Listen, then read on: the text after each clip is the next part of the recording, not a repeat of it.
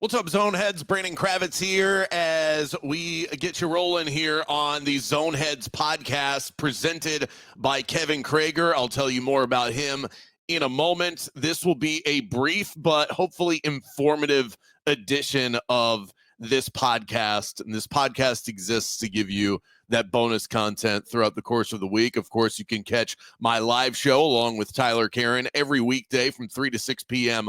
on FM 96.9 The Game. And this is that time of the year where we can get creative with some content as well. Love the fact that the NBA playoffs are rolling along. The Stanley Cup postseason is exciting, even though I'm not the biggest hockey fan. And I love me some regular season baseball. If you're watching on video, don't judge me for having a Rays shirt on here. As the Orioles fan, our season is basically in the tank at this point. The Orioles have no pitching whatsoever, and the bats have really regressed. But this isn't me switching allegiances. I just picked up this shirt the last time I was at the Trop. R.I.P.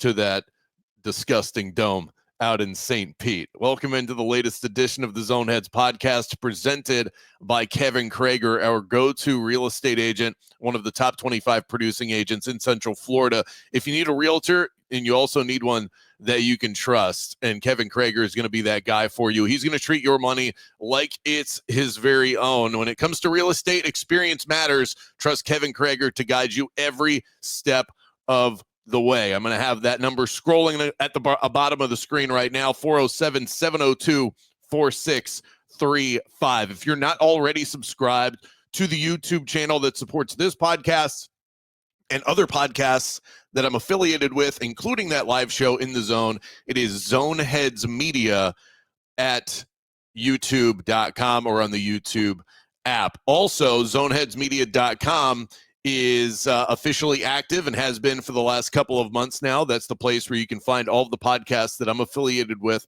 as well as our great partners, including Kevin Crager himself. So the theme of today's podcast is my process. I've had people ask me this before. How exactly do you come across the bets that you make every single day?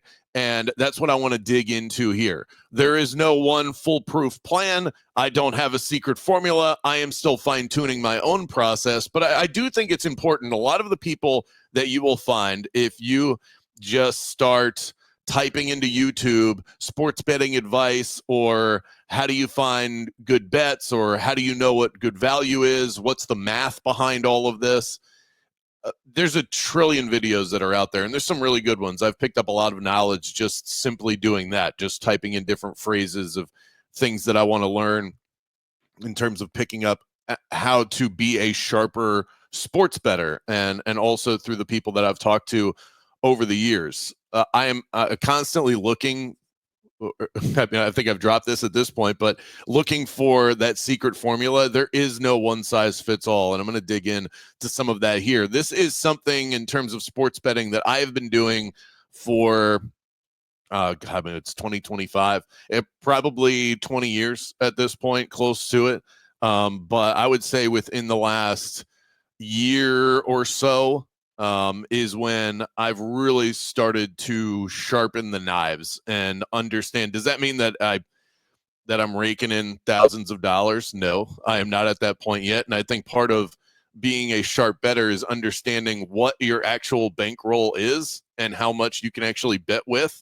And then when you come into that sort of frame of mind of what you can actually afford so that you don't lose your ass in doing this, you're not making a ton, but I think what you establish are winning principles, and then hopefully you can grow that account where one day I will be making a sizable share of my annual revenue off of this. That's the ultimate goal. I think sports betting is fun, and there's a social aspect to it. There's an entertainment aspect to it. You just want to add a little extra spice to a game. Like, I get all of that stuff. And I used sports betting for exactly that for many years and did well enough to where it never became problematic for me. And I understand that there are those that form addictions, and it can be dangerous. Sports betting, any form of, quote, gambling, is a slippery slope if you can't control yourself and you have no discipline whatsoever, no financial management skills, even to the slightest degree, and you just don't value your own money, that absolutely can become an issue. And if you think that you're one of those people, don't do it at all, because it will ruin sports for you, and it will also make you go broke. But if you can withstand the blows of losses, which is essentially what you need to do, is become a professional loser, because you're going to lose a lot. And you just need to outweigh those losses with wins, and that takes time, and it takes a process, and that's part of what I'm going to get into here. So again, I just want to make sure that I reiterate this. This is coming from somebody that I would say, if I could classify myself of where I am in this journey, I am a super amateur professional sports bettor. I think I've been doing this long enough to where I can call myself that, but in terms of the pro side, but I am on the lowest end of the scale in terms of actually being able to call myself a professional sports bettor. That's all they do. That is their job. This is not a full-time job of mine, but I've now been doing it long enough and have earned enough of the stripes, and gone through enough of the bumps and bruises along the way. I've learned a lot of valuable lessons. I've talked to a lot of people over the years working in sports media that actually do this for a living, people that I talk to on In the Zone on a weekly basis, or that pop up during certain times of the year. I'm now affiliated with rotowire.com, which is essentially fantasy/sports betting, actionnetwork.com, where I get a lot of my sports betting information from, and the people that work over there are some of the sharpest that are around, both of those sites. And one of the things that I'll talk about here in a moment as we dig into that process is that you shouldn't shy away from listening to and reading some of the individuals that I will endorse those to with no doubt in my mind, because I know the work that the individuals that are pumping out the content on those pages, I know how much work they put in and how knowledgeable they are. A lot of these guys leave me in the dust. So just having the self-awareness of knowing where you stand in all of this.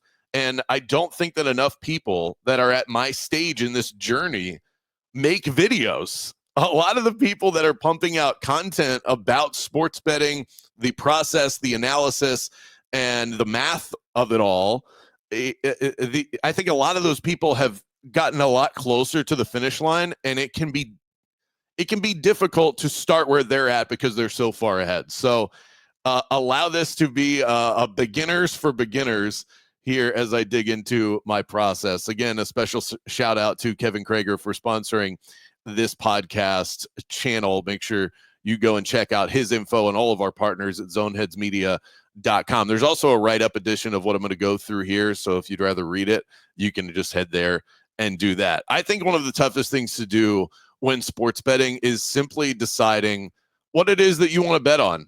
What makes something a good bet? There is a vast sea of wagers out there. And if you like watching multiple sports, you're into the NBA and Major League Baseball, and you like soccer, and I mean, it's an endless supply, because you have sides, you've got totals, you've got player props, you can bet quarters, halves, periods, and it is daunting. And even for somebody that does it every single day, that's one of the first things I experience as I go into motion in the morning to see if there are bets out there that I want to place, is that wave of feeling overwhelmed. The first thing to do, step one, is shrink the board. At the time of us having this conversation, the NBA playoffs are going on. Major League Baseball season is certainly ramping up. We're not even to the All-Star break yet. Stanley Cup playoffs, MLS season, I think Premier League soccer. I don't know. I don't pay much attention to that. We have golf events every single weekend. It's a lot. And it's only going to pick up as we dip into the fall, and you get college football and the NFL on that screen as well. The first thing that I do as to avoid over betting, and that is very much user specific for what you would consider that to be. The first thing I do to avoid that, or just simply getting overwhelmed by the mass amount of sides, totals, player props, and all of that, is I shrink the board. I have a pretty good idea of what I am good at and what I am not. So I will immediately eliminate the things that I know are not my forte. NBA sides, some NBA totals, MLB totals, a nibble on player props in the NBA, and if I happen to stumble upon a baseball team that I think can be a winner, I will bet that. But that is usually something that has to come through the act of doing research and finding the other things that I'm looking for. I search research wise, me personally, for Major League Baseball totals. If I happen to trip into, my research has led me to believe that the Cardinals are going to win this game against the Pittsburgh Pirates, then that's when I'll fire on that. But I usually don't start my process looking for that. And that is something that you will find. You might be looking and saying, I think I want to be on the Golden State Warriors. So let me start looking at how they match up with the Minnesota Timberwolves. And when you dig into that, you realize that every time they play against this team, Steph Curry's going nuts. Well, all of a sudden, that bet might turn into, you know what? Betting the Warriors isn't even the best bet that's out there. Perhaps it's just taking Steph Curry's player props, which usually generally a good idea, although he got hurt here recently, so maybe a bad example. But that's generally, you got to understand what your bread and butter is. That's step one, and shrink the board down to a minuscule size so that you're not looking at everything, and that way you can really focus your attention. Step two is be early to the party or be late to the party. Those are the biggest advantages you have as a sports bettor. Betting early, any advantaged next level professional sports bettor is going to tell you to bet lines right away. That is only valuable if you know what you're looking at and if you have a good idea of how these lines are going to move. If you happen to be good at reading a game early because you know a sport really well and you have a good idea on how the general market is going to favor that game, and you happen to be in agreement there, bet that game right away. For instance, and take this with a grain of salt because it's kind of a bad example, but this is something that happened recently. The Minnesota Timberwolves opened up as 6-point favorites against the Golden State Warriors in their game one series in round two. And I wanted to be on Minnesota, the Warriors coming off of a game 7. And I think Minnesota is the better team. They're the more rested team.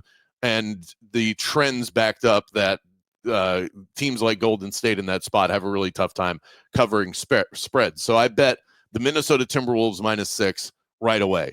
That line got bet up to Timberwolves -7.5. So I got great CLV, or closing line value. Does that guarantee a win? Absolutely not. In fact, the Timberwolves didn't even win that game. The Golden State Warriors did. But long term, if you're betting early, that is what you're hoping to achieve, is you want the better line than what the actual game closes at. Now, the opposite end to that equation is betting late. And the later you go, the more information you have at your disposal. So I think this comes down to self-awareness, knowing yourself as a sports bettor. If you don't feel like you know a sport or a particular game well enough to bet it right away when the line opens, one of the best things you can do is just wait until tip-off. Wait until right before the game gets started. That way you have all the information at your disposal. The Cleveland Cavaliers against the Pacers in game 2 is a good example of this. If you feel like, I wanted to bet on Cleveland, but they might be without Darius Garland and Evan Mobley. Well, they don't announce that. Those guys are out until about an hour before tip-off, if that. If that's the information you feel like you need in order to make a good bet, then waiting until the last minute is going to be advantageous for you. So there's also the percentage of bets that you can look at sites like Action Network, like the VSiN Sports Betting Network. They're going to have information for you of percentage of bets that are placed on a side and the percentage of money that is on a side. And the more money and the less percentage of bets. So if there's 70% of bets are on one side, but 60% of the money is on the other, it's usually a good tell. Nothing is foolproof, but that's usually a good tell that the smart money is on the side where the actual dollars are being spent, because you have a higher percentage of recreational bettors on, let's say, the Dallas Cowboys plus 3.5, and you have more money on the Packers minus 3.5, that's probably the sharp side. But that sort of information from these places that are very reputable and sharing the info that they have, that information becomes more actionable the closer you get to the start of the game. Step 3 is identifying the bets themselves. This is where you have to allow yourself to get into the zone, pardon the pun. This is not something that should be done at a red light or while you're waiting for your gas pump to fill up your tank. Sit in front of your computer. If you use your phone or your tablet, whatever it is, just find your spot where you go through your regular system and identify the games that you might have a good feel for, the players that might be hot or cold or due for positive or negative regression. This is where I think betting instincts come into play. There is no one size fits all way to decide what you are going to dig into. So if that's what you were looking for here, I apologize. That does not exist. This is where this is where you should trust yourself. When people say trust your gut, I think this is what they're talking about. It's not even so much the side that you're on. It's just deciding on what it is to look at in general. This is where you use your years of sports fandom and knowledge to guide your hands on the betting board, almost like it is like a Ouija board. Once you've dug in and decided, okay, this is now of interest to me, that's where you can become more analytical. Look at 3 or 4 different betting sites, compare odds and prices. This is going to give you an indication as to whether you're getting good value on a bet or not. If Donovan Mitchell's point prop is set at 27.5, you want to take the over, and it's 27.5 on DraftKings and on FanDuel, but it's 28.5 on Hard Rock. That is a bad bet to place because you're getting the worst of the number. Now, he might still go over. It's still a bad practice to make that bet, which is frustrating in the state of Florida because Hard Rock is the only legal sports book that we have. And that is why I encourage everybody to get another platform. Another one of those tried and true things that you will hear from any professional sports bettor is that if you want to win, you have to be betting in multiple places. Otherwise, you're going to get screwed. Hard Rock has some good numbers. They have some good bets for you. But if you're not comparing that to something else and taking a better price elsewhere in certain occasions, long-term, you're going to get screwed. BettorEdge.com is the place to do exactly that. This is not an ad for them, but those are the 2 books that I use. Hard Rock and Bettor Edge. Bettor Edge works like a social gaming site, but the money pays all the same, and a lot of the lines you get are a whole lot better. You only want to bet full units, and you have to decide for yourself what a unit is for you, but I recommend tracking your wagers and your wager size with the mentality of units. That way you're taking the actual dollar amount out of the equation, and you start thinking about this more like a stock. If you there's just something about the mental side of it. Putting $25 on a game and putting 1 unit on a game it just feels different. Hard to explain that, but perhaps if you've done it or you tried in the future, you'll see what I mean. Maybe you feel really confident that a bet is going to hit anyway, and you've got a bad number on it, like the Donovan Mitchell one that we're talking about. Cut your unit size in half. You can still bet those, but if you're not gaining an edge on the number, you should be slashing that bet size at least in half. I would also say don't be ashamed to look at what the experts are saying. This is something I mentioned moments ago. There are a lot of tricksters out there in the content space, but there are loads of really sharp people that devote their livelihood to giving out really good information and sharp wagers. Find those people. Don't be afraid to tail them. I would just say do your own research on top of it. That way you're never just betting blindly into something. If you don't have your own system, eventually you're going to be lost in the process. So start looking at the board with a little more confidence. You can use the experts to help get you there, but also do your own research as to why it is they would be on those sides. How much should you bet? And this is perhaps the most important aspect to all of this. If you're trying to actually keep your account afloat, a professional bettor would tell you to bet between 1% to 3% of your bankroll. The bankroll is the money that you've set aside for sports betting and nothing else.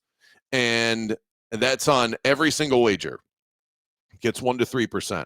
1% can be a really small amount of money if your betting bankroll is small, but that just is what it is. 1% of $100 in your betting account is a dollar bet. And I get that that is small, but if you're trying to play consistently for a long period of time while actually basking in the glow of ROI, return on investment, this is how you have to do it. Otherwise, you're just playing the lottery. And a quick sidebar on that. That's the difference between gambling and sports betting. In my opinion, I think there is a difference between the two.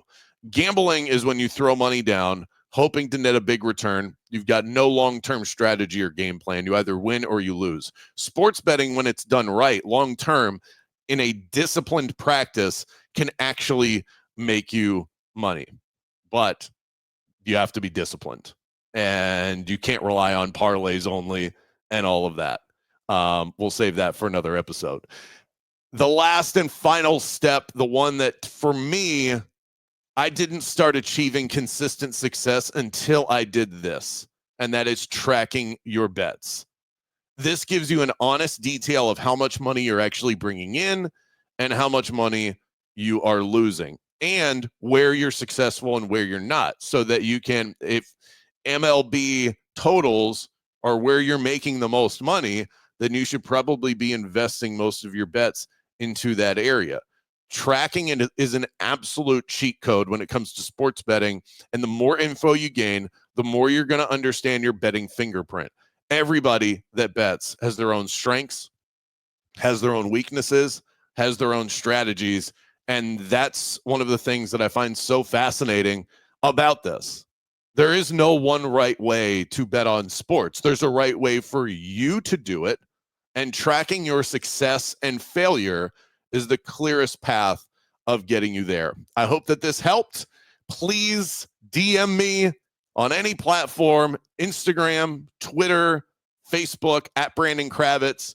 If you have any questions, you want to share any commentary on what I've discussed with you here, I would love to get your feedback on this topic. Shout out to Kevin Crager with LPT Realty for sponsoring today's episode. We'll chat soon, Zoneheads.